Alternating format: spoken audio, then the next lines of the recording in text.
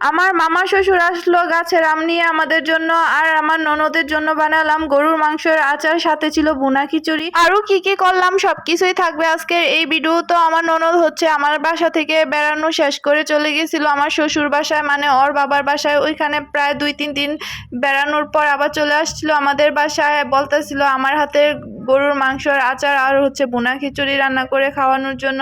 তো ওইদিকে আমি রান্না বসিয়ে দিয়েছিলাম চুলায়, আর আপনাদের ভাইয়া দুপুর টাইমে হচ্ছে এগুলা নিয়ে আসছিল বাচ্চাদের জন্য, ডোনাট আর হচ্ছে এখানে কিছু চিপস আর চকলেট ছিল। তো এইগুলা হচ্ছে সবাই বসে খাচ্ছিল বাচ্চারা।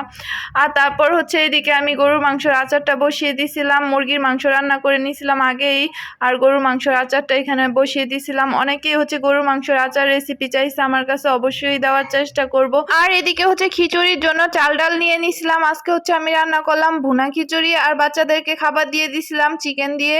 আর বাচ্চারা বলতেছিল গরুর মাংসের আচার খাবে না, কারণ অনেক বেশি জাল, তো ওদেরকে চিকেন দিয়েই দিয়ে দিছিলাম খিচুড়ি খেতে।